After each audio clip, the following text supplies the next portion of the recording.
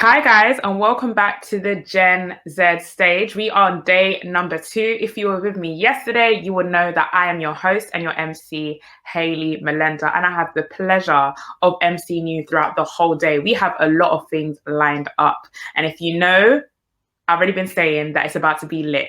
So literally yesterday was lit and today's about to be lit again. So I have the pleasure and the opportunity of introducing the first session. I know it's early in the morning, but get up, wake up, because we've got some good things in store for you. And this session title is Tech for the Planet, Stories to Blow Your Mind. And I have the pleasure of introducing the moderator, who is Michal, who is going to come in and now introduce the other keynote speakers who will be speaking about what they were looking to talk about, and I'm super excited for you guys to dig in.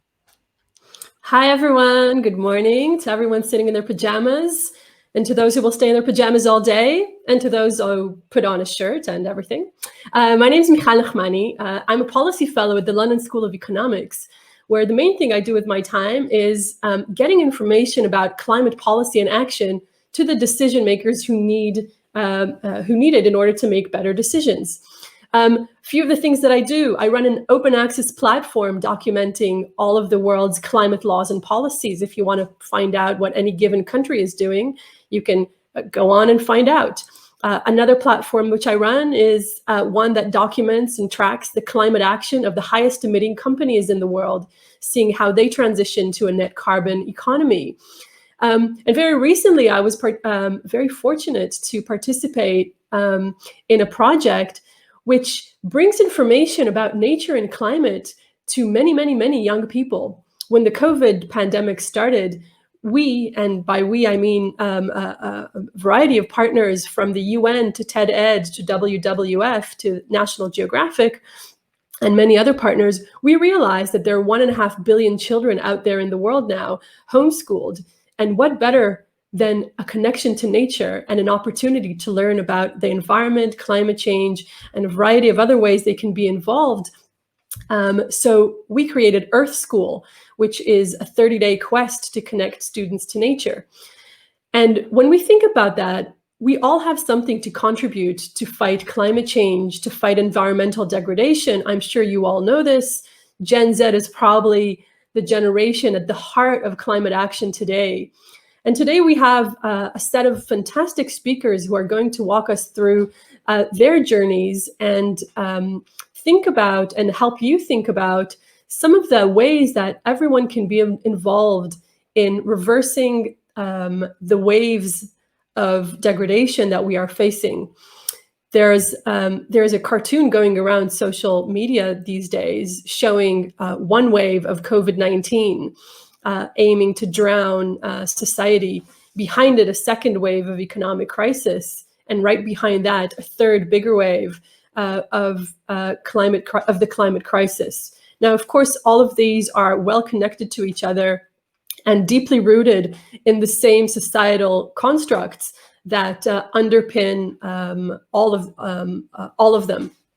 So we're going to walk through how we as citizens, as consumers, as human beings can think differently about some of these issues. And hopefully they will inspire you, and I'm sure they will inspire you to participate, take action, and contribute to our beautiful world. So I will introduce our speakers. We have 4 fantastic speakers, and I will introduce them one by one. First up is Gary Bencheghib, who is the co-founder and creative director of Make a Change. Gary's a full-time riverman and filmmaker. He founded Make a Change, which is an environmental organization that has the mission to make plastic pollution frontline news. With his younger brother Sam and sister Kelly, he has launched a series of expeditions, from traveling down the world's dirtiest river on plastic bottle kayaks to running across the American continent. His latest project, the Sungai Watch, which he will be talking about now, is about a monitoring platform to clean up Indonesia's dirtiest rivers. Gary, over to you. Thank you, Neeshad. Great to be connected and to be speaking here at CogX. So I wanted to share a little bit about my story. I'm connected here from Bali, where I live in Indonesia. I'm just going to share my screen very quickly. 2 seconds. But Oops. So I grew up on the island of Bali I grew up on the island of Bali in Indonesia, an island surrounded by the ocean. Oh, wait, so I'm having a little bit of difficulties sharing the screen. Wait. Can you guys see? Can you see my screen? Oops. Not yet. No. Okay. We'll patiently wait with you. Cool. Does it work now? Yes, it does. Okay. Sorry. Are you seeing my slides? Wait, I think there's a big lag. Try that again. Sorry. While Gary's getting his slides up, I'll just mention something which I neglected to say. Every speaker will have something like 7-8 minutes for their talk. We'll then have a 10-minute break and start again around 11 for a Q&A session. So prepare your questions for the speakers.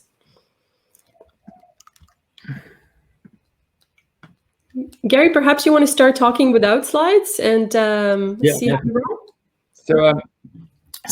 Bali is surrounded by the oceans, and growing up, plastics was everywhere we went. You couldn't look away from it. It was in our beaches, in our rivers, in the rice fields even. And so growing up, when you're faced with a problem, I think that one thing that you want to do is really battle it. And so at the age of 14 with my brother and sister Kelly, we decided that we actually wanted to make a change. So we started as a call to action, this little organization, Make a Change, where every week we would call friends and students around our networks to come and join us for a cleanup.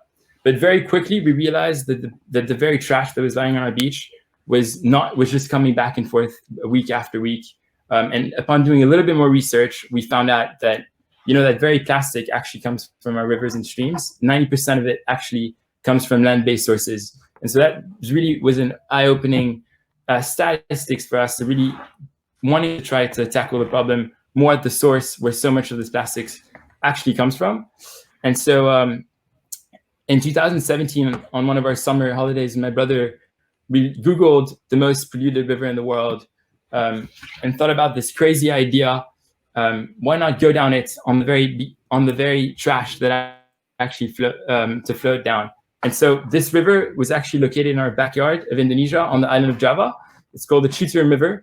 It runs for about 300 kilometers through the city of Jakarta, Indonesia's capital, and it's the textile of Southeast Asia, textile capital, where major big brands are dying directly into the river and dumping their toxic waste. And so, we went in floating on 300 plastic bottles, trying to really portray a visual. I'm gonna try to share the screen again just to try last time to see if it works, because some of the visuals are great. Do you guys see the screen now? Not yes. No? Yes, we can. Yeah? Do you see a presentation slide? Oh, but that disappeared again. So do you see it now? Yeah, we can see you on a boat, probably with your brother. Sweet. So this is our... Okay, cool. Glad the slides work finally. Troubleshooting. Our world is online now. We have to figure it out. Bali connection is not too great, but we're going to try to figure this out. So actually, the boats that we were floating down on, we made them from plastic bottles that we picked up on beach cleanups. And so really the idea was to visualize, what could we do with the trash from this river and try to visualize it as a resource. And so for 2 weeks, we went down that river.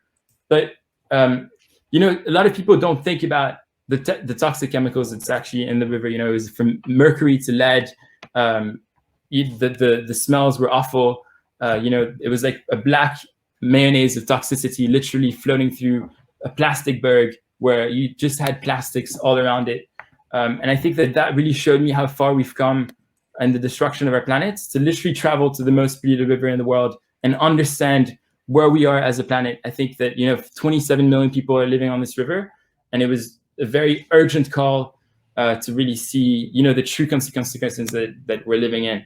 There was plastic burning at every 300 meters, literally dump landfills. It was like a huge, giant landfill moving. So along this expedition, we produced a video series to document our journey and uploaded them on social media. And we produced several through our Facebook page, Make a Change World. And overnight, literally, our videos went viral. It got the attention of national governments and international news. And all of a sudden, this river that was initially the elephant of the room in Indonesia was now national news front page center, where people can no longer look away from it. 2 weeks after going down, the Ministry of the Environment invited us to declare an on-camera emergency cleanup. And 4 months later, Indonesian president decides to deploy 7,000 military troops to clean up the river. And so it's been an amazing direct impact from us going down to really seeing the power that we could have through social media and film. And we would go back, every 2 to 3 months to monitor the river cleanup process.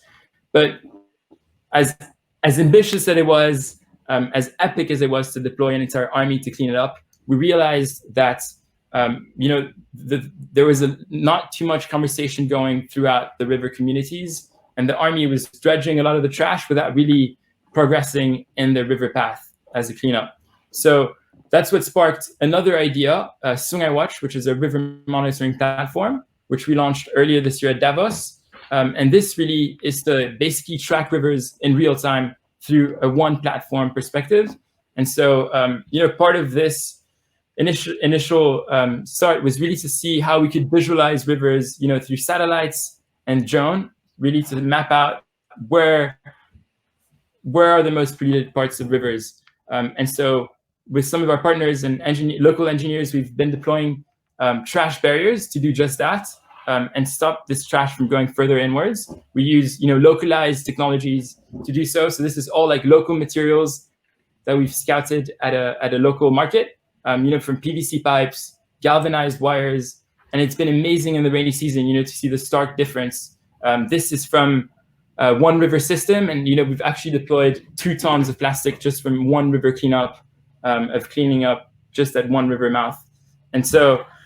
We've also deployed some other technologies like trash blocks, which are way smaller blocks for smaller streams. And these, have been quite effective. We try to focus on at the river mouth of smaller rivers before they get into bigger rivers to actually control it. And then, with our drone technologies, we can actually map out to see, the process of before, after photos and what are the most urgent areas that need ultimate cleanups. So I think we've realized through our cleanup process that that we need all hands on deck, and that everybody, from simple ideas can really impact the world. But at Make a Change, one of the core values is that we believe that no idea is crazy enough to protect our planet. So from, literally going down the world's most polluted river, and actually my brother just went on another crazy adventure that he just did by running across the American continent on shoes that he made from recycled plastics. It was an expedition that we did with Adidas and Parley for the Oceans, running a marathon every day, reaching out to communities to show them that, change needs to happen right now. And so, excited to continue the conversation, but we're all change makers out there, and, it just needs to go. We just need to think crazy and outside the box.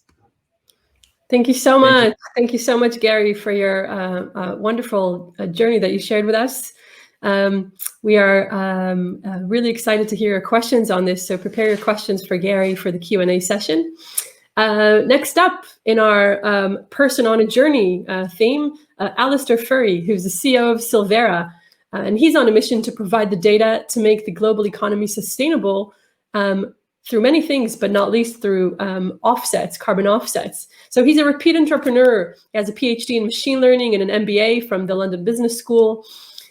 He consulted in aerospace and energy at Bain and spent 10 years developing technology for the renewables industry at KPS, Reaction Engines, and most recently at Entrepreneur First. He has built and operated businesses in Asia, continental Europe, and the UK. And he's going to walk us through the story of Sylvera and what's going on there. Great. Thank you. And also thanks to Gary for that last story. That was super inspirational. I'm going to probably be asking a little bit more of you in terms of, I don't have snazzy graphics. I'm going to unleash some like economic concepts on you that maybe it's a little bit early for, but it's a really important part of the story. And so I'm not going to be holding back. So I'm going to tell a story in like maybe 3 parts. One, my first kind of large entrepreneurial journey, and like basically why that went wrong. And then next, really, how I then tried to start a terraforming company and ended up building a ratings agency instead. So kind of like flashback back to like 2005. From that point, I started really a 10-year journey developing technology for the renewables industry. What we were doing was working on a game-changing technology. It could have cut the cost of wind energy by half. Onshore and offshore by 3/4. So at that time, the industry didn't believe that it was possible to like get these kind of cost savings with the conventional horizontal axis wind turbines, the regular turbines that you see. So hey, we thought we were on this. We felt like we were on this crusade, and there was a number of other groups around the world working on this. What we were working on to break through this fundamental barrier. It was going to like really help to deliver the increased amount of wind energy that everybody needs in the world. So the problem was, it turned out the industry was wrong. It was possible to get huge cost savings in offshore wind in particular. And since we started, the price of offshore wind is down more than 2/3. We went on this crazy technical journey. We built a megawatt scale machine. That's a very large machine, but we got fully owned by the incumbent technology. We built a business of 40 people, and that got shut down. So, so we kind of like, what was the lesson here? Like we solved all our technical milestones. We built an amazing technology, and it wasn't actually necessary. So we, despite our progress, we missed 2 key points, and then these are going to be threads throughout the story. Like one is economics, that you can't fight economic fundamentals, and in this case, there's something called the experience curve. Now, many of you, it might be super obvious what this is, but for us, it certainly wasn't. For the industry, it wasn't. But basically, what the experience curve tells you is that every time you make more of something, it gets cheaper to make it. And this was actually observed back in the 30s in the aerospace industry. So every time you built double the number of planes, the cost of building the next plane would go down by 20%. So you have this scaling advantage, a benefit from scale, that you see again and again. So we've seen it in solar cells. The cost of solar PV has fallen, and we definitely saw it in the cost of offshore wind, and that's what basically did our business in. But hey, this is for the good of the world. So like, I'm super happy to see the improvements that the offshore wind industry has made. And then the second thing, really, as well as the economic story, is that one around incentives. So like kind of as we progressed through our technology roadmap and we started thinking about selling and building wind farms out of these machines, we started talking to bankers who would be bankrolling the projects themselves. And what we learned pretty quickly, we should have learned it right at the beginning, but hey, was that even if our technology was cheaper, it could be like 20, 30% cheaper, people would still prefer to finance the incumbent, the old school technology, because there's less risk. And that would kind of feed into lower borrowing costs, so that the hurdle that a new technology would have to jump over was even harder than that for was actually much higher than the incumbent technology, the old school one. So we basically got completely destroyed on these 2 factors, one, which is the economics, and 2, which is the incentives. So I kind of like, at that point, I needed to go earn some money, pay off some debt from my startup experience, have a couple of kids, which I did do. And I did that sort of in various different industries, but I really wanted to go back and address the fundamental problem that I've been working on for like 20 years, really, is like climate change. And so we kind of segue to where we are now. Climate change is really in danger of getting out of hand. And the Paris commitments, which were a huge step forward, they were made in 2015, they have this huge gap. So the aspiration there is to keep us under 2 degrees of warming, and actually, ideally 1.5 degrees. But the commitments the individual governments made to reduce their emissions are very far from delivering that. So in the Paris Agreement, there's this compromise that we'll be saved by something called negative emissions technologies. And what that basically is removing carbon from the CO2 from the air that has been emitted, which is bad because it's much harder to undo the thing that you've done. And the other thing that's bad is there's no such thing as negative emissions technologies. So we're relying on this thing to come into effect that there's no real solution for. And this is a major problem. So we don't have negative emissions technologies, but we do have trees and soil, which are major carbon sinks now, and they can be used to pull carbon out of the air. And now, trees and soil can't get us all of the way to the gap that the Paris Agreement has created, but they can make a huge contribution to that. And they're the thing that we can do immediately without needing some magical technology to ride to the rescue. So this is kind of the foundational thing about my next journey as I started a couple of years ago. Which so I'm going to give you 2 minutes to describe because we're on a schedule.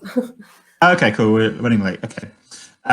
So I'll skip past the first step, which is basically like we were trying to do large-scale carbon sequestration projects where you try and transform land use from basically dry to green. And we found a way of doing this, but the problem that we found was we couldn't. The way we were trying to do it was like we would sell offsets that we generated from the project. So we would sequester carbon, and then you allow somebody to buy that either to offset their own emissions or just to finance the drawdown of the carbon. And as we were doing this, we hit this huge problem. The market for carbon offsets just doesn't work at all. Where we see this is basically in two respects. You cannot get a fair price for a good quality offset. There's very little relationship between the quality of the offset and the price. And because of this lack of transparency and lack of trust, you can't finance the projects either. So this is a major problem because we need the world to 1,000x the investment in offset in carbon sequestration from where we are now. And if you can't finance that, then it's a big problem. So the underlying problem is like lack of transparency. You don't know what an offset is. If you go on a flight and you're allowed to offset the flight, you tick this little box, you pay $1 or whatever. What is that thing? Like, there's no laws, there's no like objective checking as to what it is that's effective or trusted. And there are a few schemes that are purported to do that, but they're not equivalent with each other. And so this is where we come in now. We rate carbon offset projects objectively. So we use satellite data and we use machine learning to basically see what's happening on the ground in forests and agricultural land. Well, principally forests now. Next year we'll be maybe looking at agricultural lands, and we're doing that in a public way. So we have a methodology that we're publishing. We're collaborating with the National Earth Observation Centre in the UK, and overlaying like transparency to address this market failure. And fundamentally, we don't sell offsets, or we never will sell offsets. We don't transact because we need to be. We can't benefit from the rating of transaction. Yeah. So Sylvera, we're only at the beginning of this journey. We took our first VC checks a few weeks ago, but already we're working with asset managers who collectively own about $500 billion of assets, as in stocks and shares, and helping them see what good looks like, so that when they are looking to see their portfolio holdings go to be net zero. They have a framework for actually measuring whether those companies are buying genuine offsets or not. So maybe my ask to the listeners is, if you or your organization is looking at buying offsets, or you've bought them in the past, or you're interested in doing that in the future, and you want to know where your money is going, or you want to report that to your investors, then for sure do reach out. Or you can I'm looking forward to the questions from the audience too. Thank you so much, Allister. As we work our way through climate actions, and each one of us choose, we all choose what we do, whether we engage in citizen activities, from voting to shifting our, or to convincing our neighbors to act on climate change, or to working with our schools and our communities. And of course, we have some consumer choices that go with that: what we eat, what we wear, what is our energy source, who supplies the electricity for our house, and so on. We need to make sure that those choices that we make don't only tick the box of look nice, but also tick the box of work. And having those verification methods is critical, so we can make sure that the climate action isn't in name only, but also really making an impact. Next up is Tessa Clarke, who will bring us right down to the heart of food and how we can make change through our plates. Tessa is the co-founder and the CEO of OLIO, which is the world's first neighbor-to-neighbor food sharing app, which is solving the problem of household food waste at scale. OLIO has grown to 2 million users in just over 4 years, and its impact has been widely recognized, most notably by the United Nations, who highlighted OLIO as a beacon for the world, and by Vivatech, who awarded OLIO the Next European Unicorn Award. And especially those times now when many of us are in lockdown and relying on our close communities for help, for bringing shopping to our door, we can see how we can use these networks to build on stronger connections. And Tessa will be talking about food for thought. Can sharing save the world? Please, Tessa. Thank you, Michal. Can you just confirm, can you see my slides? Not yet. Not yet. Okay. But here we go. We can now. You can now. Fantastic. Perfect. Great. Thank you. Well, good morning, everybody. So the story that I want to share with you today starts here.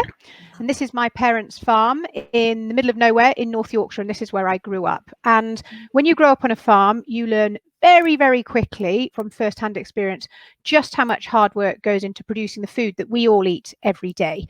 And as a result of that upbringing, I have a pathological hatred for food waste. Now, I didn't think anything sort of in particular about that, and I went off and pursued what can be described as a pretty classic corporate career. And whilst over the sort of 10 or 20 years that followed, I built up a fantastic CV, I wasn't actually doing anything that I was especially proud of. And that all changed through a seemingly inconsequential moment in my life 5 years ago now. And at the time, I was living in Switzerland, working there, and I was moving back to the UK. And on moving day, the removal men said to me that I had to throw away all of our uneaten food. Now, obviously, you've heard that I hate food waste. This is something I was not prepared to do. So much to their irritation, I stopped packing and instead bundled up my newborn baby, my toddler, and this food, and I set out onto the streets to try and find someone to give this food to. Now, to cut a long story short, I failed miserably. I got very over-emotional about the fact I'd gone to all this effort to share this food and had failed. And so I went back to my apartment, and when the packing men weren't looking, I smuggled the non-perishable food into the bottom of my boxes. And I can remember so vividly that moment thinking, this is absolutely crazy. I'm probably performing a criminal offence, but to me it seemed equally criminal to put perfectly good food in the bin when I knew there was someone probably 100 meters from me who would love that food. The problem was they just didn't know about it. And that was where the sort of metaphorical light bulb moment for OLIO came about. Why can't there be an app that connects neighbours to share their food? So after I pitched the idea to my co-founder, Sasha, the first thing we did was to start researching the problem of food waste, and what we discovered shocked and horrified us. And I'm going to take you very quickly on that same journey that we went on. So first of all, globally, over a third of all the food we produce each year gets thrown away, which is worth over $1 trillion US. But when we waste that food, it's not just the food that's wasted. It's the land, the labor, the packaging, manufacturing, the distribution, all the water, the energy that goes into producing that food. That too goes to waste. Alongside that widespread waste, we sadly have widespread hunger. There are 800 million people who go to bed hungry every night. That's 1 in 9 of us. And they could be fed on a quarter of the food that we waste in the Western world. Now, looking at the previous slide, it's easy to assume that hunger is something that takes place somewhere else. And that couldn't be further from the truth. Hunger is prevalent here in the UK. And in fact, we have 8.4 million people living in food poverty. And just to put that into a bit of context for you, the population of London is approximately 8 million people. And half of those people are living in severe food poverty, which means that they do not know where their next meal is coming from. And as if all of that weren't bad enough, the environmental impact of food waste is absolutely devastating. If it were to be a country, food waste would be the 3rd largest source of greenhouse gas emissions after the USA and China. And the reason for that is because a landmass larger than China is used to grow food every year. So we're in a pretty grim situation right now, and unfortunately, as we look to the future, it looks to get even worse. We have another 2.2 billion people joining the world by 2050, and in order to feed them all, we need to increase global food production by 50%. And today we have no idea how we're going to achieve it. So right now we live in a world that is awash with food. There's far too much food for us all. And we are now looking down the barrel of pivoting to living in a world in which there is no longer enough food to feed us all.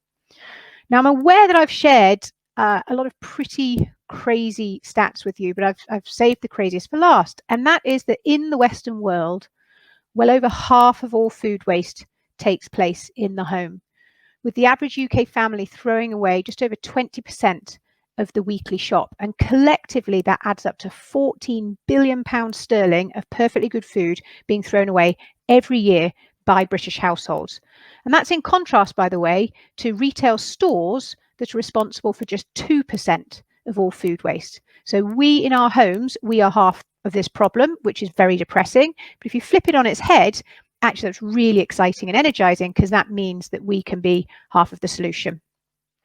So after we went on that journey of discovery, the next thing we did was to run some market research to find out if this problem we had discovered was something that anyone even cared about. We did a market research survey, and essentially we discovered that 1 in 3 people told us that they are physically pained throwing away good food.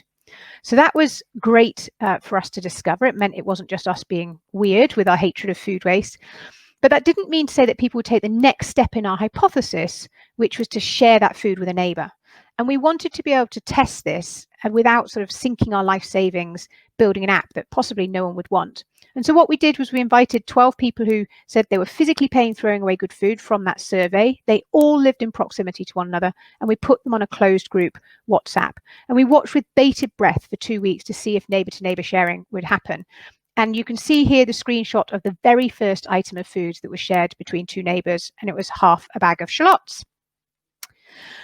So the next thing that we did, we did that proof of concept survey, the proof of concept via WhatsApp, and we then met with the people who'd done that experiment with us, and they told us very clearly 3 things. 1, you have to build this. 2, it only has to be slightly better than a WhatsApp group. And 3, how can I help? How can I help spread the word? So that was great news. So we started the build of the OLIO app with an agency in Bristol. And in parallel, myself, Sasha, and friends pounded the pavements of North London, and we got over 2,000 people signed up to be ready for when this app launched. And so 5 months to the day after us founding OLIO, we launched the app in the App Store. And essentially how OLIO works is you snap a photo of any food you have that you don't want or need, add it to the app, your neighbours get an alert, they can then browse the listings, request what they want, and pop around and pick it up. And obviously, during COVID-19, all of the sharing is taking place using no contact pickups, which means people leave the item outside just before the person is due to arrive. And what's most amazing about OLIO is just how strong the demand for this food is. So half of all the listings added to the app are requested in under 1 hour. So our biggest challenge actually is just encouraging more and more people to share their spare.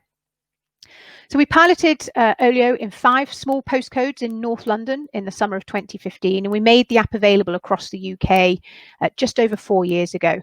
And last weekend, actually, we passed a major milestone, which is we had 2 million people have now signed up and joined OLIO.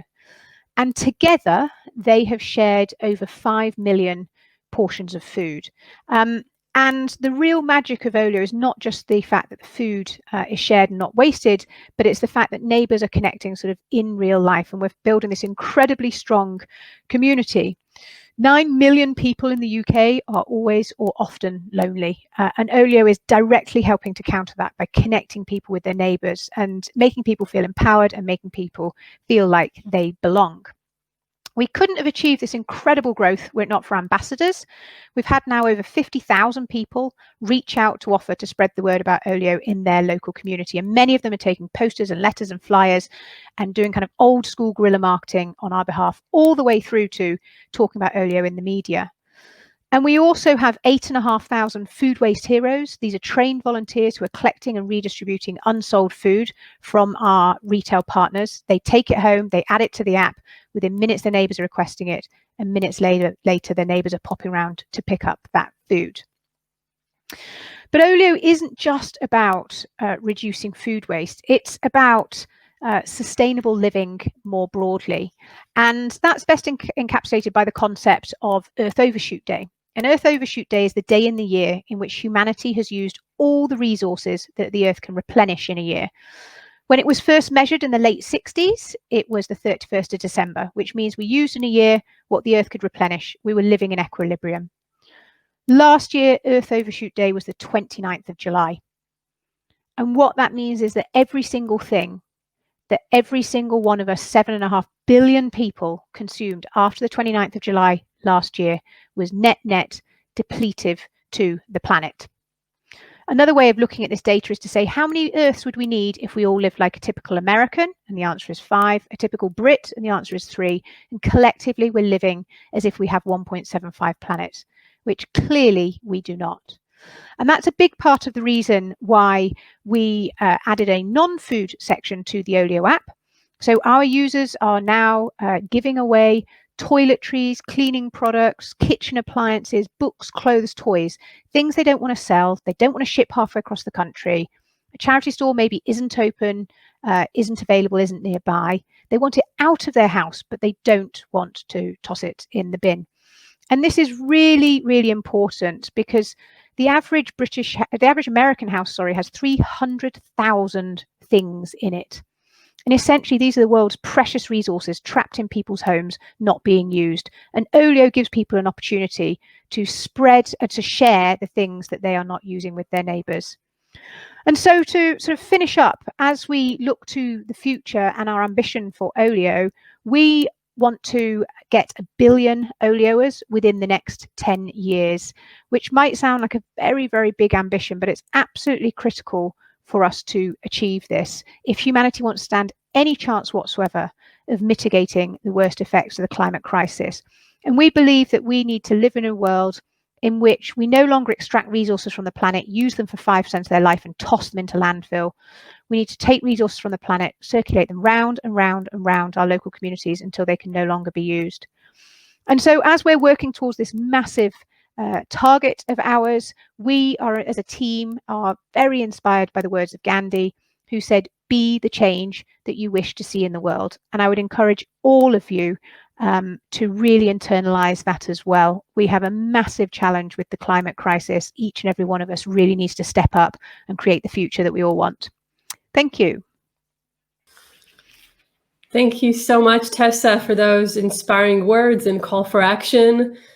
Some of the calls for action we receive look like challenges that are very, very difficult to overcome. And some of them are as simple as downloading an app and snapping a shot of your tomatoes that you don't want to have this week and sharing them with others. And I'm sure we'll receive a lot of questions for you later. And I'm sure you'll be seeing a spike in uploads after the session.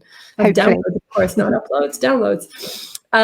Next up, and very on point to your last Gandhi quote on "Be the change that you want to see," is Noushad Shafi, who's joining us this morning all the way from Qatar.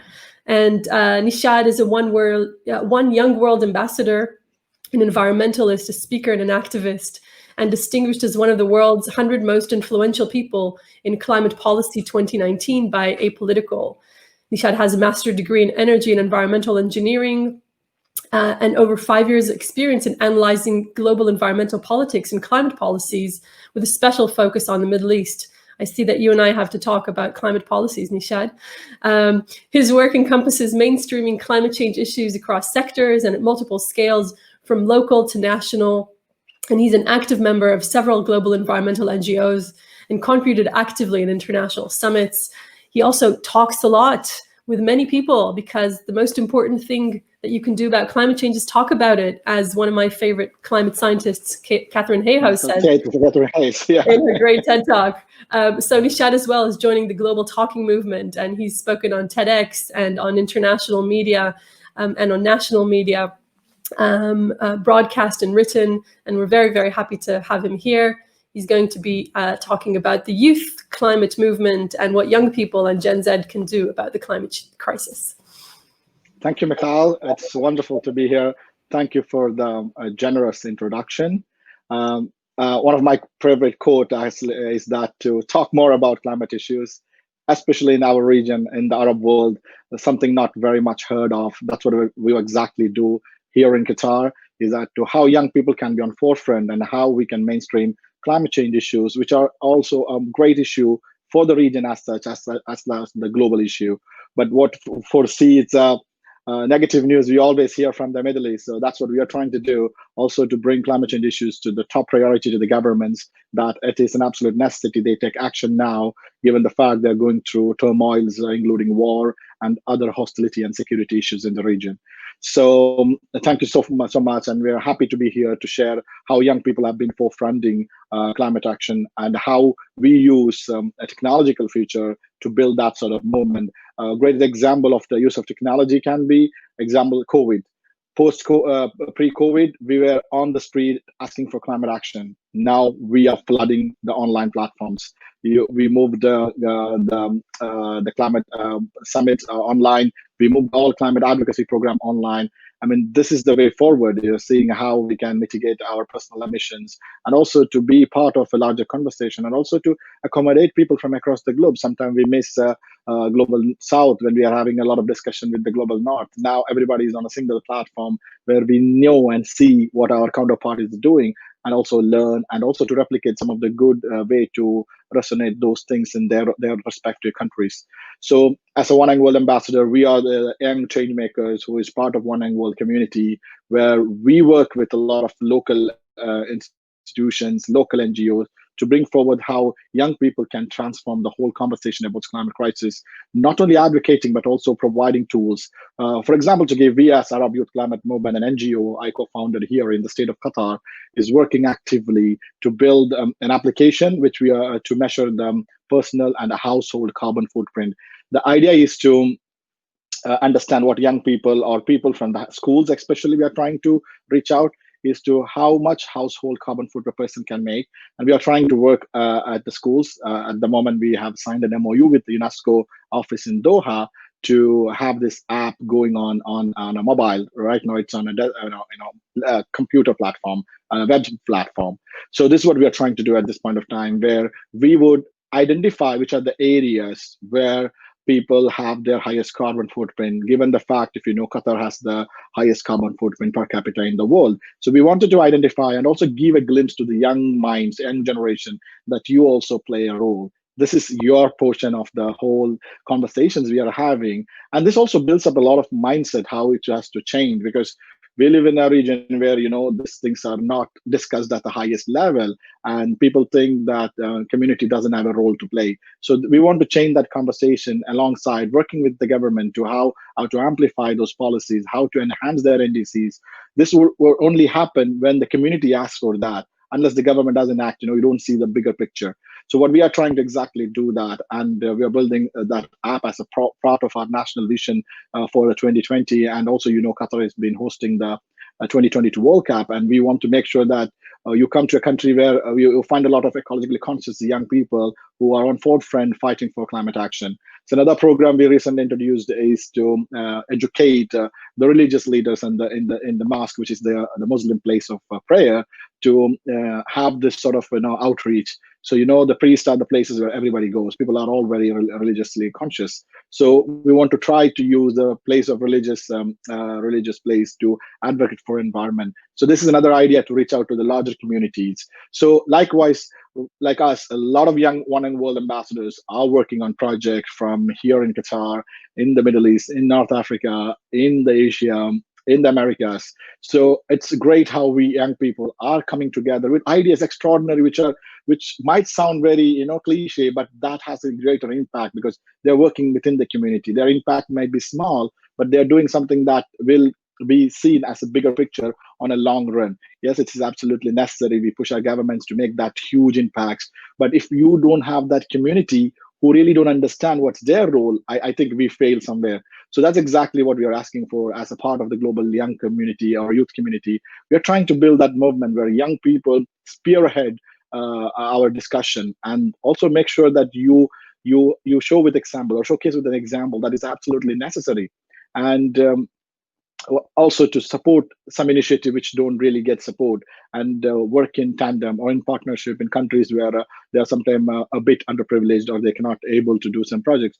And we as Arab Youth Climate Movement Qatar, the NGO based in Qatar, is supporting other NGOs across the region, in the Gulf countries and in the Middle East and North Africa, to work in partnership to have not only a national impact, but also as a region, we are on the forefront. We make sure that we are asking our government the right questions, and also to push forward for the enhanced NDCs they are to be submitted in the upcoming summit, which was now postponed to 2021. So there's a huge task ahead of young people. Yes, we are virtually available. Yes, we are not in physical presence. Yes, we are not walking together, but we are all together virtually connected. And I think the message is clear that even if we are in an era where we are separated by COVID pandemic, but we are connected through virtual community like this, where we can share our ideas, share our togetherness, and work forward for a greater and greener environment, and a greater planet where we can see our better future, where we can live without asking the next generation to conserve for the future. So that's a vision we are looking forward. As a young people, we call our governments to take extreme steps to bring COVID under control, but also making sure that all the stimulus packages that are announced also have environment at the epicenter of those stimulus packages. So we need our environmental issues taken care as such as our aspiration to having our economy back in scale. So it's an unprecedented time, and everybody has to work in tandem. So we look forward how our government acts in our region, and we keep pushing our government to take necessary action.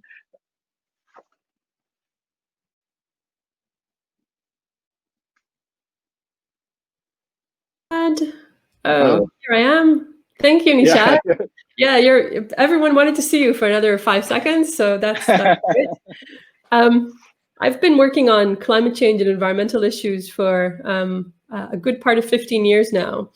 And every time I attend panels and speak to people, I'm at awe of the diversity of voices and approaches that we have to solving environmental and climate problems. This is not, and you all know this, there is no silver bullet solution to climate change. And there's no one single actor that can magically solve this. We need governments, we need citizens, we need NGOs, we need educators, we need people in the streets, we need safely, of course. If you're taking the streets these days for multiple reasons, please do it safely. There are so many ways that one can contribute. And climate change, of course, is not a singular issue. We need to reduce emissions and keep fossil fuels in the ground. We need to adapt to the changes that we're already locked into, the extreme weather events that are going to come, the communities that we have to make sure that are resilient to these changes, the systems that we have to put in place, the way that we look out for each other, the way that we manage our households. All of these have been covered in the 4 excellent talks that we just heard. We saw how you can do this through awareness raising by building a kayak out of plastic bottles and raising awareness, and in a few weeks getting the president to deploy the army to clean a river. We've seen how getting satellite data on the quality of offsets that companies use, or companies buy, or individuals buy, helps us assess whether these offsets are actually worth anything. We've seen how communities can cooperate in order to share resources better and reduce waste. And we've heard about how people can speak up, inspire each other, get each other together, and make each other better citizens and better activists through youth movements. So we asked you earlier, what is climate action to you in 1 or 2 words? And everyone cross fingers for the technology to work. We're hoping that we can now share the results of this poll. We're going to take about 7 seconds to find out we can actually do that. Our wonderful Slido operator, Isabel, will attempt to do that. And If we can pull it off, great. And if not, you can imagine all of the answers that have come along, and you can potentially think of a few more. Oh, here we go. This is great. This is our word cloud with your answers. And we have sustainability and urgency and responsibility. And we have a few more words. Sustainability is probably the biggest one. And it's a catchword, but it's a good one, because sustainability means not losing anything of the life that we are living today. No one wants to stop going on great holidays, have great food, seeing their families, and having a wonderful lifestyle. We just wanted to do it in a way which is sustainable, which we can sustain over time. You are young people, you, the Gen Z crowd of this stage. And the older generations have left not a great picture for us to see. And we need to make sure that what we leave onwards is something that we can continue. Disillusionment has come up, and I think this is something that we're seeing now, not only in the climate discourse, but in many other discourses. And disillusionment means that there's an understanding that systems can no longer function the way that they have been until now, and that they need to change. Urgency, of course, is big.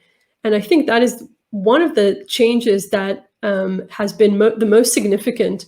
The urgency of the climate crisis was something that previously wasn't talked about in the mainstream. People talked about the world that we leave for our kids and grandkids, but this is a now story. This is not a tomorrow or 10 years or 12 years story. This is a now story. And anyone who sees flooding in North England, wildfires in Australia and California, hurricanes in India and Bangladesh, mudslides, sea level rise, which is flooding cities all over the world. I believe Indonesia has recently declared that it's going to relocate its capital because Jakarta is sinking. Then urgency is definitely a big one there. And responsibility is, of course, what has been the main theme of this session. And we are really, really inspired to see various approaches to responsibility, and hope that you will too. I'm going to wrap this up and pass over to Haley, who will tell us what's up next with our Q&A session. Thank you to all of our wonderful presenters. Thank you so much. That was such an amazing session. I hope you guys really enjoyed it. So insightful with all the presentations and all the conversations going on. So what we're going to do right now is we're going to wrap up this session, and I'm just going to allow you guys to have a few minutes break, and then we're going to come back for the Q&A. So I hope to see you guys soon. See you guys in a bit.